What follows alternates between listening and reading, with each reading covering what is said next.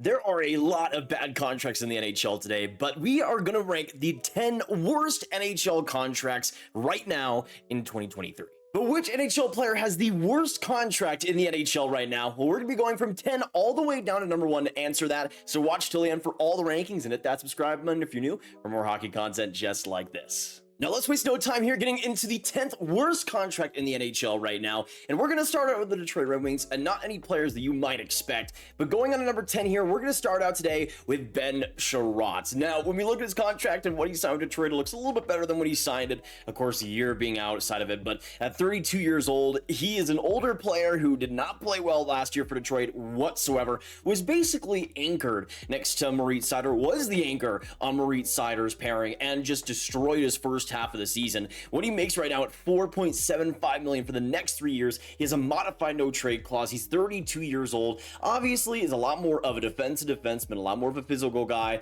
You're not going to see much point production, and last year he was dreadful on defense, which is really his only real strength in terms of skill. He was even bad in that department. Paying him that much, almost $5 million for a team that, for Detroit, that's already signed so many free agents, already is now so close to the cap, is brutal. For the next 3 seasons too, that term doesn't help anything. Now, sure, it could be worse. It could be a 7-year deal, and maybe Chiarot does play better in the playoffs if they were to make it, but right now it looks awful. Now, I'm going to move on to the 9th worst contract in the NHL today, and this one might surprise a few people, but I'm going to go with Ryan McDonagh of the Nashville Predators. Now, the thing with McDonagh is that term as well as the age. At 34 years old, he's in the twilight of his career, and it's showing. And in terms of what he's making $6.75 million on the cap for the next 3 years, has a modified no trade clause, a full no trade clause, and is 34 years old.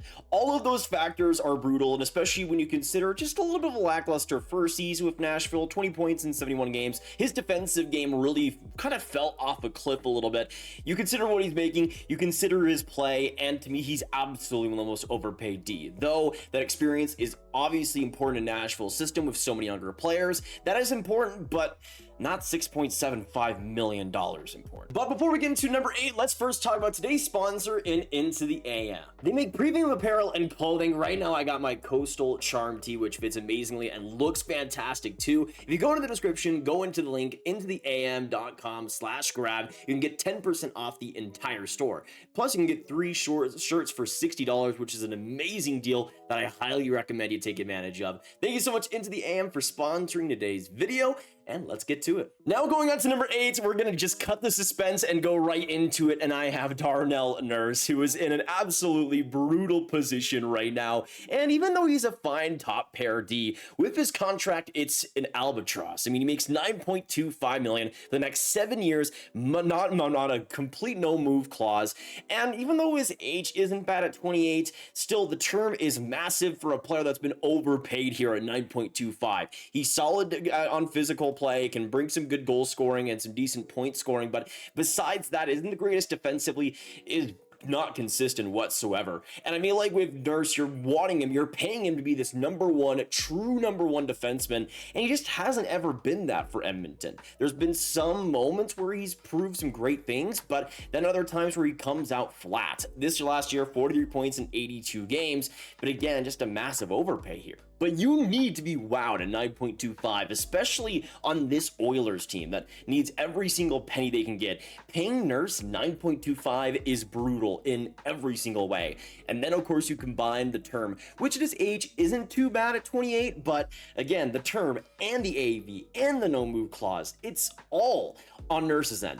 I mean, shout out to Nurse's agent, man. He did an incredible job here. Now let's go to number 7, and now a player on the Calgary Flames. Next up, I have Jacob Markstrom. Now, some people might have Huberdeau here, but to me, I think it's pretty disrespectful for what Huberdeau did last year. I think he will rebound in a big way. But Jacob Markstrom, we'll have to wait and see, because he makes a big chunk of change. $6 million here for the next 4 seasons, a full no-move clause, 33 years old. And again, that age is brutal, especially considering how he's played this last year. He was pretty great in 2022 and got a 922 save percentage in 63 games, but last year was especially brutal. An 892 save percentage in 59 games. We'll see if he's able to rebound, but considering his age, it might be a little bit less likely. Again, 33 years old and still pretty big term at 4 years there. $6 million is a lot to pay for Markstrom, under of 900 save percentage. That's just simply unacceptable. Next up, going to number 6, and the player just outside the top 5 worst contracts in the league. I like to give this player a little bit of a break, but I can't with this one. The contract is just too bad,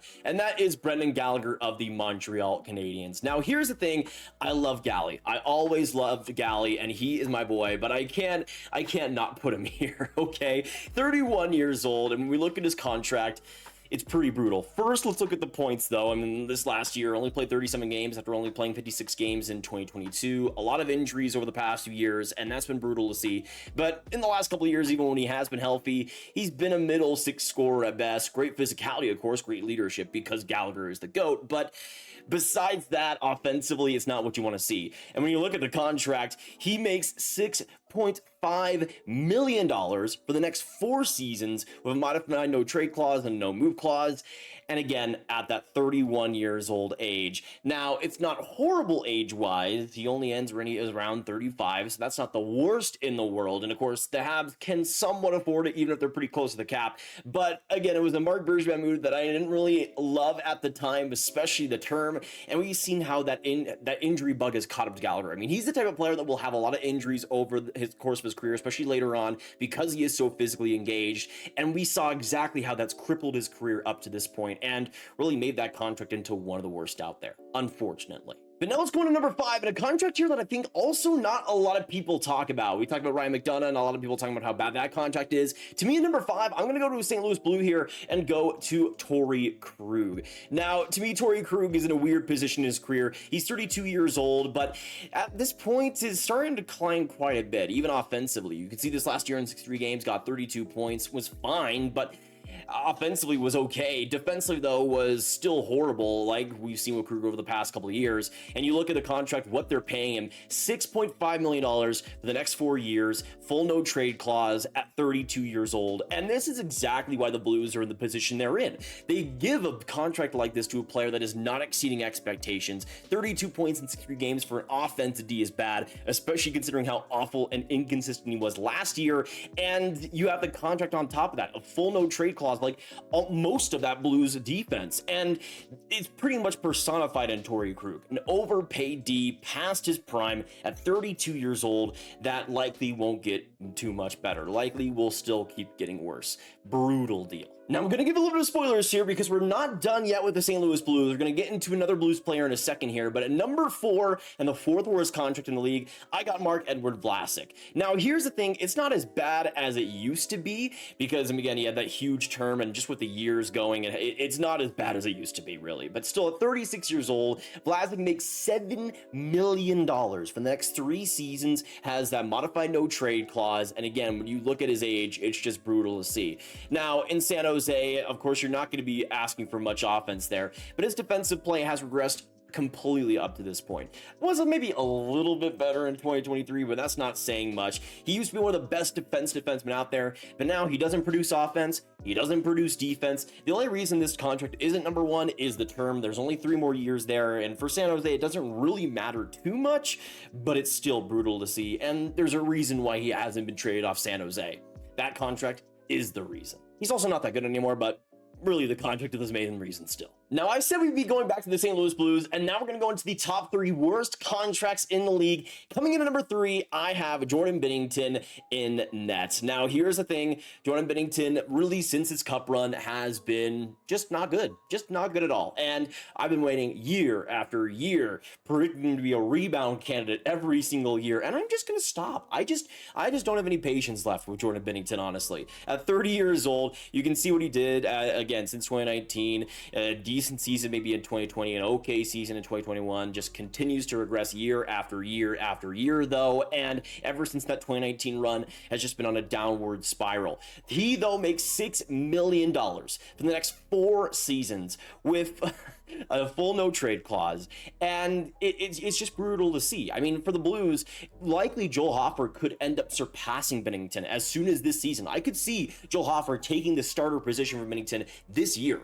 But they're going to be paying Binnington $6 million for the next 4 seasons, and it is going to be awful to watch. Again, another brutal deal on top of a lot of brutal deals in St. Louis right now. Now, speaking of brutal deals, and this could be number 1 if there was a little bit more term on it, but we're going to go to Columbus Blue Jackets here, and at number 2, I have Erik Gudbranson, which is kind of interesting because he did have such a really solid year, really, in Calgary before he went to Columbus, but he signed that huge deal with the Blue Jackets and regressed completely, especially defensively. And in terms of what he's getting paid, $4 million for the next 3 seasons, a modified no trade clause for some reason. I mean, if we're talking about amazing agents, I mean, Erik Gudbranson's agent deserves almost every penny of this contract. Gudbranson was no good, horrible with Columbus last year in every single way, and is a player that maybe was decent in Calgary for that 1 year, but completely regressed back after he went past Suter's system. It was brutal to watch, will likely still be brutal to watch.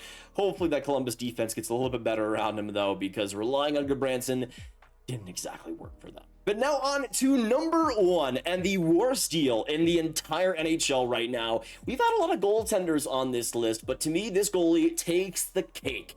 As for the worst contract right now in 2023, I have the honor, the privilege of going at number 1 with Jack Campbell. This is crazy to see the downfall of a player that had a lot of promise really with the Leafs and has completely spiraled out.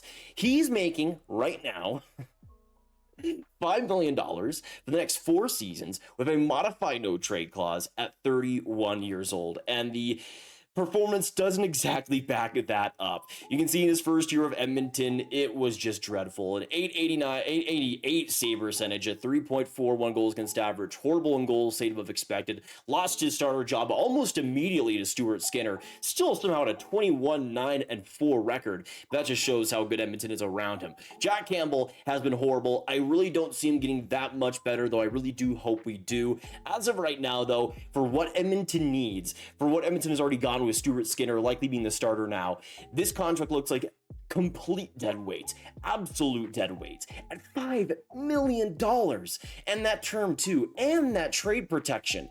Everything went Campbell's way here, and although he's definitely not happy of how he's performed in Edmonton so far, his wallet should be pretty happy. I mean, this is an incredible bag by Jack Campbell. He's a nice guy, though. He deserves it. Get the bag, brother. But he comes in at number 1. I couldn't not have him here. But those are my worst contracts right now in the NHL. Let me know in the comments down below, what do you guys agree and disagree with, and what would be your worst contracts in the NHL right now? Of course, thank you to Into the AM for sponsoring today's video, and go to the description down below if you want to grab some amazing tees for yourself.